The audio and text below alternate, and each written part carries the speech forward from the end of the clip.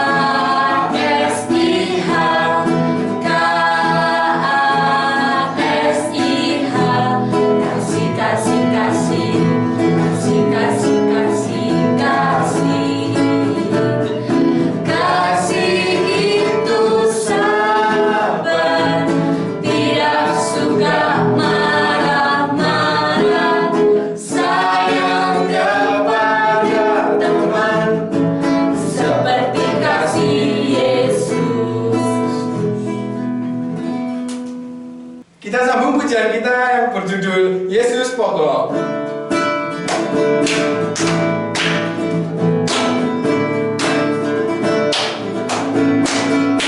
Yesus pokok dan kita jarangnya, tinggallah di dalamnya. Yesus pokok dan kita jarangnya, tinggallah di dalamnya. Yesus pokok dan kita jarangnya, tinggallah di dalamnya. Pastilah kau akan berbuah.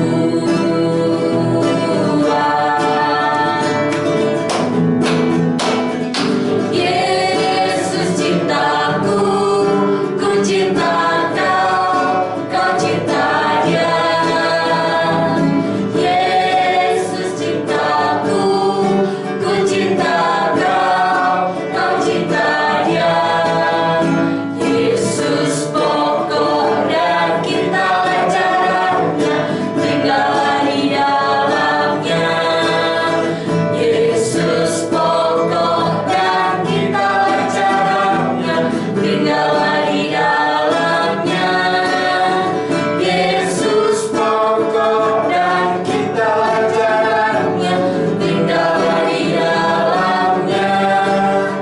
Pastilah kau akan berbuah.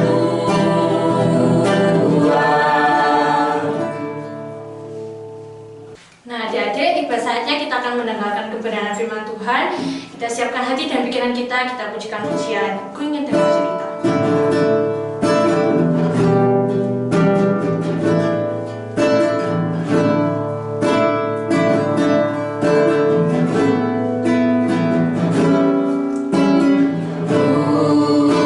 Ingin dengar cerita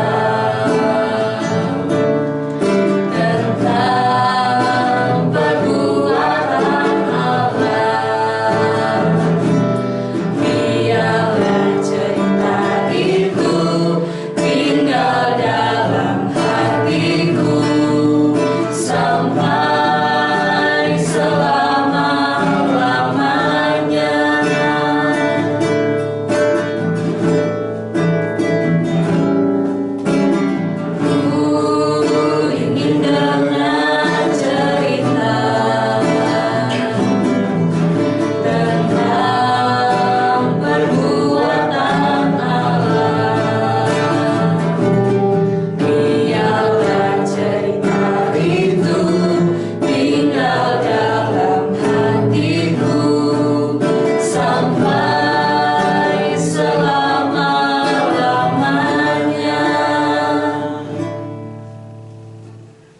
berdoa untuk mendengarkan kebenaran dari firman Tuhan. Tuhan Yesus, terima kasih karena Engkau telah memberkati kami dalam pujian-pujian tadi Tuhan. Sekarang kami akan mendengarkan sebuah renungan firman-Mu Tuhan. Kiranya Engkau memberkati kami dalam mendengarkan Tuhan. Terima kasih Tuhan, kami telah berdoa. Haleluya, amin. Salam adik-adik, apa kabarnya hari ini? Mas Gus harap adik-adik dalam keadaan yang baik-baik saja ya. Nah, di pertemuan kali ini Mas Gus akan membawakan renungan yang berjudul bagaimanakah kita dapat melawan tipu muslihat iblis. Nah, sebelumnya adik-adik, siapa yang di antara adik-adik yang tidak pernah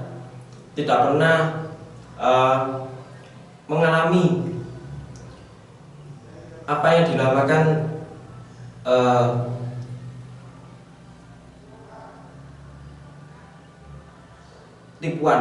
tipuan dari si iblis adik-adik. Baik itu kita mungkin disuruh mencuri, berbohong, atau yang lain sebagainya. Nah, hal itu memang sangat wajar adik, karena kita manusia yang sangat lemah, dari manusia yang tidak jauh daripada dosa. Nah, sebelum adik-adik mengalami apa yang Mas Gus sampaikan tadi, pada zaman Tuhan Yesus sudah pernah dicobai oleh iblis adik-adik ketika Tuhan Yesus berpuasa 40 hari dan Tuhan Yesus pergi ke padang gurun. Di situ Tuhan Yesus dicobai iblis sampai 3 kali.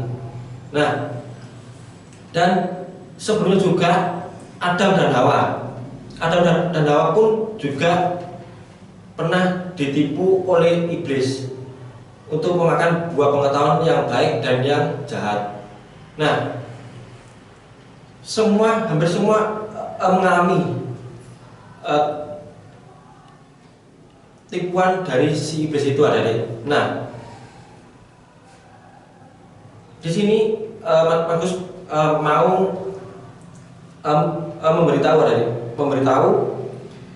bagaimana kita dapat menangkal. Sebenarnya kita menangkal tipu muslihat iblis itu adik-adik.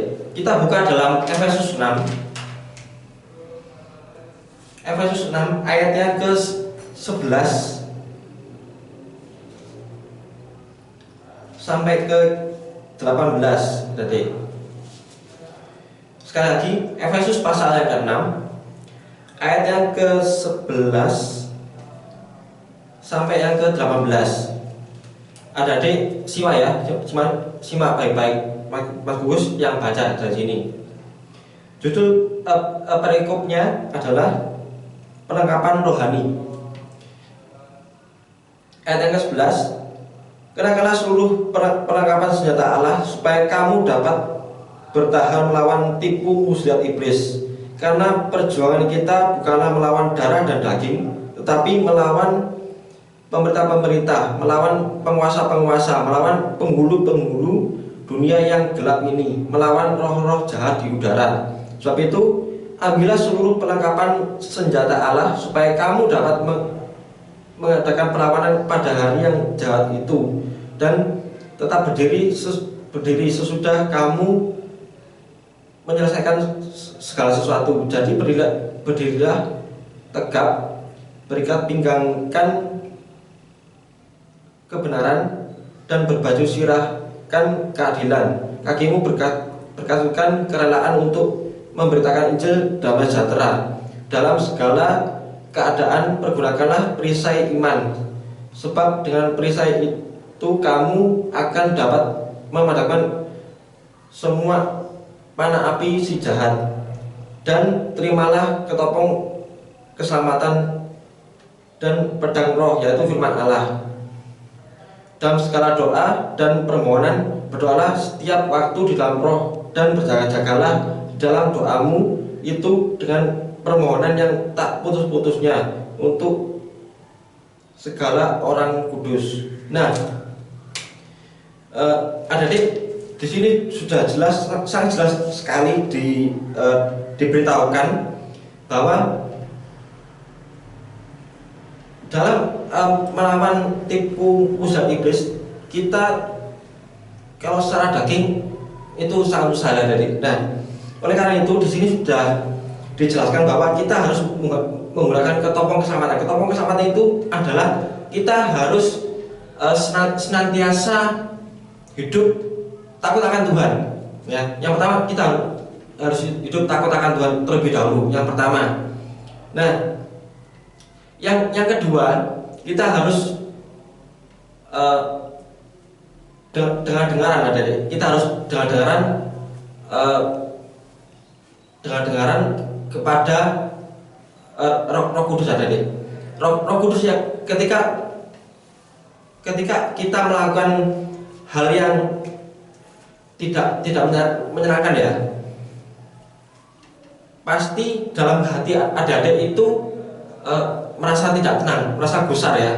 Nah, itu berarti Roh Kudus ada di dalam hati adik-adik dan hati Mas Gus juga. Nah, itu juga yang akan senantiasa membantu kita untuk melawan panah api si jahat, kata firman Tuhan di sini, ya. Nah, kita yang pertama tadi, kita harus hidup dekat sama Tuhan, kita harus hidup takut akan Tuhan, dan kita harus senantiasa berdoa. Bukan hanya sekedar berdoa saja, itu belum cukup. Kita harus membaca, bahkan merenungkan kebenaran firman Tuhan. Itu sangat penting, adik, karena itulah yang harus kita gunakan, kita gunakan untuk melawan tipu daya si iblis. Karena si iblis itu sangat jahat, adik. Iblis itu berusaha menarik kita, orang-orang yang percaya sama Tuhan, anak Tuhan, berusaha menarik kita untuk ikut dengan iblis, adik. Nah, oleh karena itu, untuk melawan itu, sekali lagi kita harus hidup dekat kepada Tuhan, hidup takut akan Tuhan, harus berdoa setiap hari, setiap waktu, setiap saat, dan kita harus sering membaca, mendengarkan, merenungkan kebenaran firman Tuhan. Nah, itu yang bisa untuk melawan tipu muslihat iblis, adik. Nah,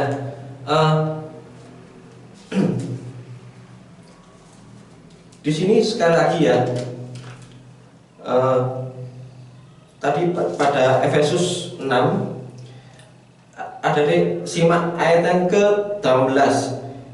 Dalam segala doa dan permohonan berdoalah setiap waktu di dalam roh, dan berjaga-jagalah di dalam doamu itu dengan permohonan yang tak putus-putusnya untuk segala orang kudus. Nah, di sini seperti yang tadi Mas Gus sampaikan, kita harus senantiasa berdoa, kita harus senantiasa membaca, bahkan mendengar kebenaran firman Tuhan, adik-adik.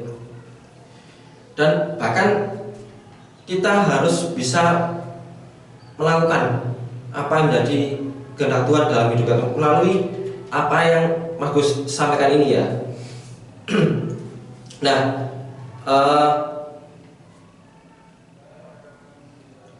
kalau kita melawan tipu daya atau tipu muslihat iblis secara manusia, secara kedagingan kita tidak akan mampu, adik. Itu sangat mustahil. Tapi kalau kita berjalan bersama-sama dengan Tuhan, tidak ada perkara yang mustahil. Nah,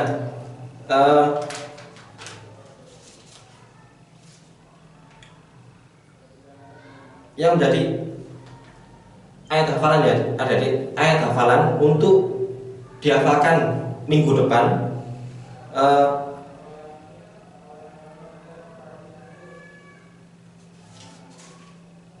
Efesus 6 ayat yang ke 18 tadi ada di Efesus 6 ayat yang ke 18. Dalam segala doa dan permohonan berdoalah setiap waktu di dalam roh. Itu aja. Ya, sekali lagi ya. Efesus 6 ayat yang ke 18 A ya. Dalam segala doa dan permohonan berdoalah setiap waktu di dalam roh. Udah.